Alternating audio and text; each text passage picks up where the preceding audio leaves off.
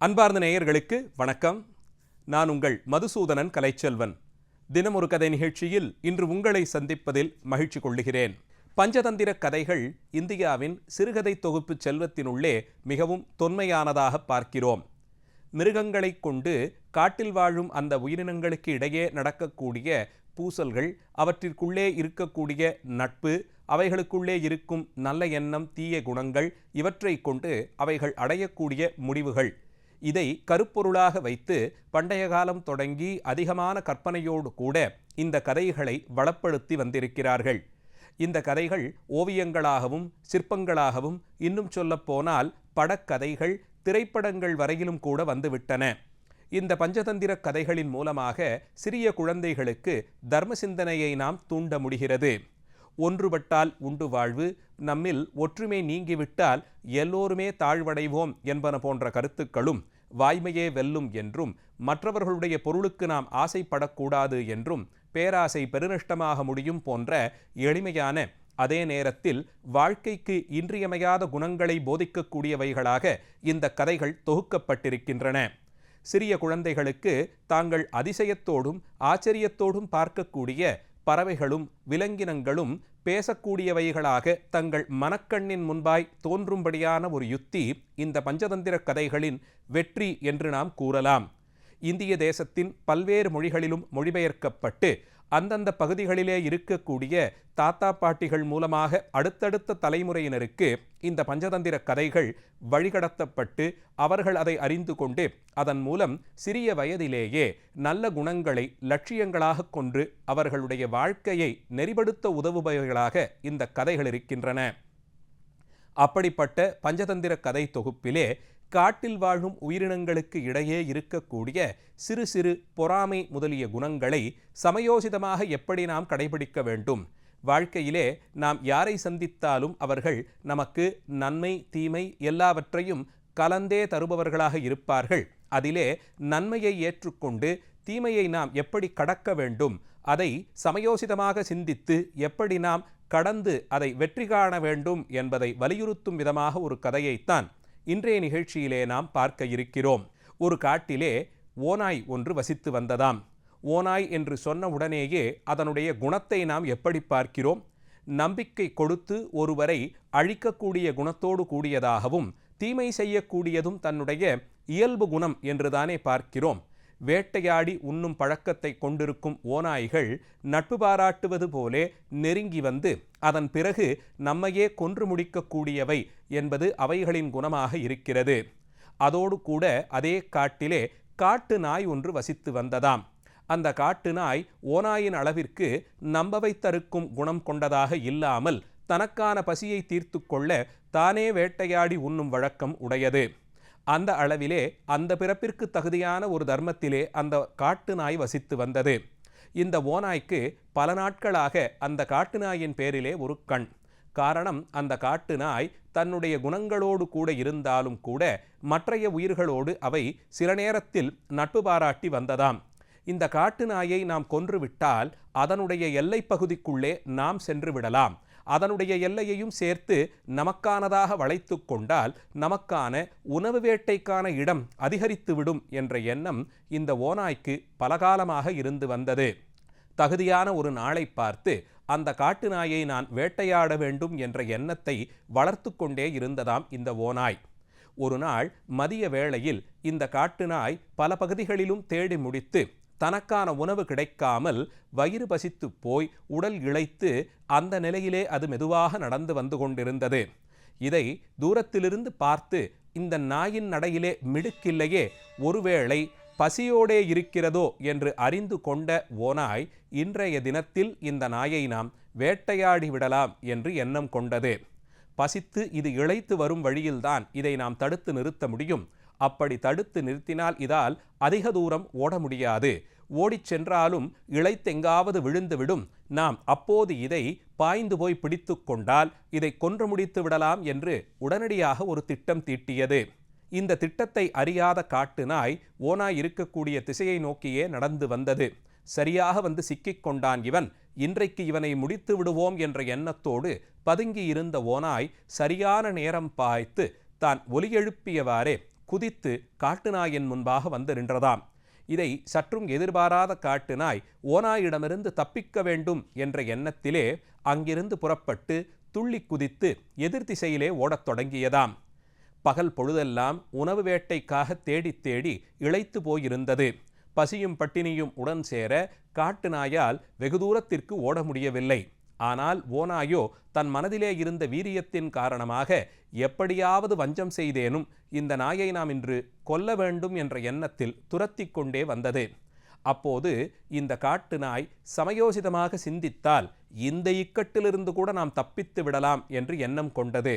அந்த எண்ணத்தோடு கூட எதிர்வரக்கூடிய ஏதாவது ஒரு பொருளை தனக்கு துணையாக்கிக் கொண்டு அந்த நிலையில் இந்த ஓநாயிடமிருந்து நாம் தப்பிக்கலாம் என்று எண்ணம் கொண்டது. அதன்படிக்கே என்ன செய்யலாம் என்று எண்ணியபடி இந்த காட்டு நாய் 4 கால் பாய்ச்சலாக ஓடிக்கொண்டே சென்றது. ஓநாயனிடமிருந்து சற்று அதிகமாகவே தூரம் விலகிச் சென்றபோது வரும் அந்த வழியிலே என்றோ யாரோ வேட்டையாடி முடித்திருந்த ஏதோ ஒரு மிருகத்தினுடைய எலும்புகள் சற்றே தசைகளோடு காணப்பட்டனவாம். நொடிப்பொழுதில் ஒரு நல்ல திட்டத்தை தீட்டியது காட்டு நாய். அதன்படிக்கு தன்னை விரட்டி வரும் ஓநாய் வரக்கூடிய திசைக்கு தன்னுடைய முதுகுப்பக்கத்தை காட்டிக்கொண்டு வழியிலேயே உட்கார்ந்து கொண்டது. அங்கே காய்ந்து கிடந்த எலும்பு துண்டுகளை தன் வாயால் கவ்வி இழுத்து வழியிலே போட்டுக்கொண்டது. அந்த ஓநாய் தன்னை நெருங்கி வருகிறது, பதுங்கி வருகிறது என்பதை அறிந்து கொண்ட காட்டு நாய் அந்த ஓநாய் காதுகளில் விழும்படியாக உரக்கப் பேசத் தொடங்கியதாம். ஆஹா, இந்த ஓநாயை நாம் வேட்டையாடி முடித்து 4 நாட்கள் ஆகிவிட்டது. ஆனால் இன்னும் கூட இதனுடைய தசைகள் சுவையுடையதாக இருக்கிறதே, இதனுடைய எலும்பின் வலிமை இன்னும் கூட நமக்கு பெரிய விருந்திற்கான இடம் போலே இருக்கிறதே என்றபடியே அங்கே கிடந்த எலும்பு துண்டுகளை தன் வாயால் கவ்வி தன் பற்களால் கடித்து சுவைக்கத் தொடங்கியதாம். இதை பதுங்கியிருந்து கேட்ட ஓநாய், ஓஹோ, இந்த காட்டு நாய் நாம் நினைத்ததை விடவும் ஆபத்தானதாக இருக்கும் போலும், இங்கே நம்மை போல வேறொரு ஓநாயை இது என்றோ ஒரு நாள் வேட்டையாடி குடித்திருக்கிறது, அந்த எலும்பு துண்டுகளை இன்றும் அது வெற்றி பரிசு போலே வைத்து கர்ஜிக்கிறதே, நல்லவேளை இத்தனை காலம் இதிலிருந்து நாம் தப்பித்தோம், இன்றைய சூழலிலே இதனிடம் நாம் மாட்டிக்கொண்டால் நம்மையும் இது வேட்டையாடி முடித்துவிடும் என்ற எண்ணத்தால் பதுங்கிய அளவிலேயே பின்னோக்கிச் சென்று இந்த காட்டு நாயிடமிருந்து தப்பித்தால் போதும் என்ற எண்ணத்திலே ஓடத் தொடங்கியதாம். அப்போது இந்த காட்டு நாய் நல்லவிதமாக சமயோசிதமாக சிந்தித்து நாம் வெற்றியடைந்தோம் என்ற எண்ணத்தில் சற்றே ஆசுவாசப்படுத்தி கொண்டிருந்த போது தன்னுடைய நீண்ட நாள் எதிரி ஒரு குரங்கு எதிர்த்திசையிலே இருந்த மரத்திலிருந்து நடந்தவற்றதையெல்லாம் பார்த்ததை இது பார்த்து விட்டது. நடந்த காட்சிகளையெல்லாம் கண்டு முடித்த குரங்கு, ஓஹோ, இப்படிப்பட்ட மதிநுட்பத்தோடுதான் நீ காட்டில் இருக்கும் விலங்குகளையெல்லாம் நண்பர்கள் போலே ஆக்கி வைத்து கொண்டிருக்கிறாயா? என்னை அன்று ஒரு நாள் நீ குடிக்கும் தண்ணீரிலே நான் குதித்து விளையாடினேன் என்ற கோபத்தால் விரட்டி அடித்தாயே, இப்போது உன்னை பழிவாங்குவதற்கு எனக்கொரு சூழ்நிலை வந்திருக்கிறது, இதை சரியான முறையிலே நான் பயன்படுத்திக் கொள்கிறேன் பார் என்று கூறியபடியே மரத்திற்கு மரம் கிளை விட்டு கிளை தாவி ஓடிச் சென்றதாம்.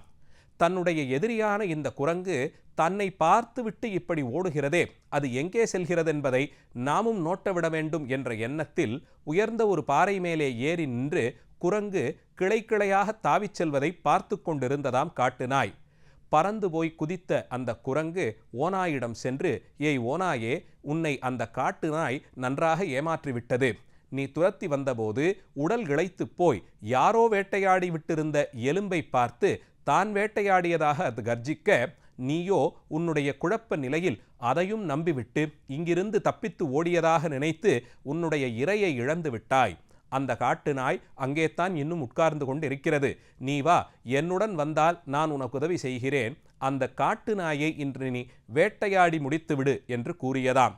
அதை கேட்டு சந்தேக கண்ணோடு அந்த ஓநாய் குரங்கை பார்த்து, நான் வேட்டையாடுவதிலே உனக்கென்ன இத்தனை தூரத்திற்கு ஆர்வம், அந்த காட்டு நாய் தப்பி போகட்டுமே என்று கூறியதாம். குரங்கு அப்போதுதான் தனக்கும் அந்த காட்டு நாய்க்கும் பல நாட்களாக இருந்த பூசலை பற்றி பேசி, அந்த காட்டு நாயை நீ வேட்டையாடிவிட்டால் உனக்கு வேறு சில மிருகங்கள் இருக்கும் பதுங்கிடத்தையும் நான் காட்டிக் கொடுக்கிறேன் என்று வார்த்தை கூறியதாம். உடனடியாக ஓநாய், சரி, என்னை ஏமாற்றிய காட்டு நாயை நான் வேட்டையாடியே தீருவேன், அதற்கு தகுதியாக நீ எனக்கு உதவி செய்தால் உனக்கும் என்னுடைய இரையிலே பங்கு தருகிறேன் என்று கூறி குரங்கையும் கூட்டிக் கொண்டதாம். இப்படி ஓநாயின் முதுகிலே ஏறி குரங்கு சவாரி செய்யத் தொடங்கியது. அந்த காட்டு நாய் பதுங்கியிருந்த பகுதிகளுக்கு குரங்கு வழிகாட்டி அழைத்து வந்தது. உயர்ந்த ஒரு பாறை மேலே இருந்து நடந்தவற்றையெல்லாம் பார்த்து இதுதான் நடந்திருக்க முடியும் என்று தன் மூளை வளத்தாலே சிந்தித்து அறிந்து கொண்டதாம் காட்டு நாய். சரி, நம்மை கொல்ல வேண்டி இந்த ஓநாய்த்தான் முதலில் துரத்தி வந்தது. அது நம்முடைய பகை. ஆனால் நம்முடைய எதிரியான குரங்கு நம்மையே காட்டிக் கொடுத்து விட்டது. இந்த நிலையில் உடனடியாக சிந்தித்து இருவரையும் ஒருவரோடொருவர் அடித்து கொள்ளும்படியாக செய்தால்தான் நாம் பிழைக்க முடியும் என்ற எண்ணத்திலே மீண்டும் ஒரு திட்டம் தீட்டியதாம் அந்த காட்டு நாய். அதன்படி அந்த திட்டத்தை நிறைவேற்ற வேண்டி தான் முன்பு அமர்ந்திருந்த இடத்திற்கே போய் மறுபடியும் அமர்ந்து கொண்டது. ஓநாயின் மேலே உட்கார்ந்து சவாரி செய்த அந்த குரங்கு தன்னை நோக்கி வரும் அளவிலும் காத்திருந்தது. அவர்கள் இருவரும் காட்டை கிழித்து கொண்டு தன்னை நோக்கி ஓடி வருவதை, தனக்கு அருகில் வருவதை அறிந்து கொண்ட காட்டு நாய் அப்போது சத்தமாக சிரித்து ஒலி எழுப்பியதாம். இந்த குரங்கை போய் நம்பி நான் கெட்டுவிட்டேன். என்னிடம் அந்த ஓநாயை பிடித்து அதனிடம் லாவகமாக பேசி எனக்கருகே அழைத்து வருகிறேன் என்று கூறிச் சென்று 1 மணி நேரம் ஆகிவிட்டது. ஏய் குரங்கே, உனக்காக வெயிலிலே நான் எத்தனை நேரம் காத்திருப்பது? அந்த ஓநாயை உன் பேச்சுத் திறமையாலே மயக்கி என்னிடம் அழைத்து வருகிறேன் என்று கூறினாயே, எங்கே சென்று நீ மறைந்தொழிந்தாய் என்று கோபப்படுவது போலே பொய்க்கோபம் காட்டி அந்த குரங்கை எச்சரித்து கத்தத் தொடங்கியதாம். இதை உற்று கேட்டுக்கொண்டிருந்த ஓநாய், ஆஹா, இந்த குரங்கும் காட்டு நாயும் கூட்டாளிகள் போலும். இதனிடமிருந்து தப்பிச் சென்ற நம்மை மீண்டும் வந்து அழைத்து வருவதற்குத்தான் இந்த குரங்கு நம்பேரிலேயே அமர்ந்து சவாரி செய்திருக்கிறது. ஏய் குரங்கே, உனக்கு நான் என்ன தீங்கு செய்தேன்?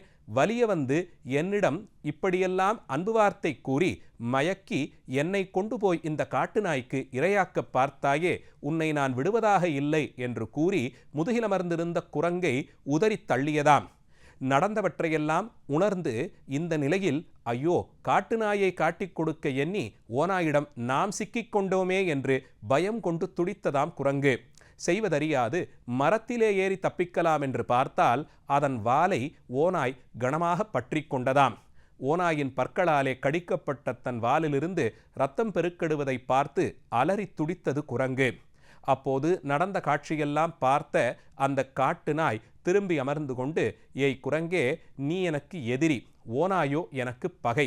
பகையாளியை விடவும் எதிரியாக இருந்து எனக்கு சூழ்ச்சி செய்யும் உன்னை நான் ஒருபோதிலும் மன்னிக்க கூடாது. உன்னிடமிருந்துதான் நான் ஜாக்கிரதையாக இருக்க வேண்டும். இது எனக்கு ஒரு நல்ல படிப்பினை என்று கூறி கடிதில் ஓடிச் சென்று மறைந்ததாம். இந்த கதையிலிருந்து நாம் அறிந்து கொள்ளக்கூடிய கருத்து, எதிராளி பகையாளி என்று இருவரையும் நாம் வகைப்படுத்தி பார்க்க அறிந்து கொள்ள வேண்டும். அதிலும் நிர்வாக பொறுப்பிலே இருப்பவர்கள், அரசாட்சி செய்பவர்கள் ஆகியவர்கள் தம்மை சூழ்ந்திருப்பவர்கள் எல்லோருடைய பேச்சையும் உடனே நம்பிவிடக்கூடாது. இனிமையான பேச்சிற்கு பின்னால் பல நாள் வஞ்சமும் மறைந்திருக்கலாம். அவர்களுடைய நடத்தைகளை உன்னிப்பாக கவனித்துத்தான் அவர்களுக்கு இருவருக்கும் இடையே இருக்கும் வேறுபாட்டை அறிந்து எதிரி பகைவன் என்று வகைப்படுத்தி கொண்டு அவர்களுக்கு உரிய தூரத்திலே அவர்களை நிறுத்தி அவர்கள் பேச்சை எந்த அளவிலே கொள்ள வேண்டுமோ அந்த அளவிலே கொண்டு அதன் மூலம் நாம் நம்மை காத்து கொள்ள முடியும். நிர்வாக பொறுப்பில் இருப்பவர்களுக்கு இந்த குணம் அதிகமாக தேவைப்படுவதாலே சிறுவயது முதலே தலைமை பண்புக்கு வருபவர்களுக்கான குணமாக இதை நிறுத்தி இந்த கதையின் மூலமாக சமயோஜிதமாக சிந்திக்கவும் எதிராளியையும் பகையாளியையும் அடையாளம் கண்டுகொண்டு அவர்களை எப்படி நடத்த வேண்டும் என்ற குணமும் இந்த கதையின் மூலமாக வலியுறுத்தப்படுகிறது. சிறு வயதிலேயே இப்படி உயர்ந்த குணங்களை பண்புகளை புகட்டுவதற்கு எளிமையான சாதகமாய் விளங்கும் பஞ்சதந்திர கதைகளிலிருந்து இந்த கதையை இன்றைய தினம் நம்முடைய நிகழ்ச்சிக்கு விஷயமாக்கினோம். நாளைய தினம் மீண்டும் ஒரு கதையோடு உங்களை சந்திக்கிறேன். நன்றி, வணக்கம்.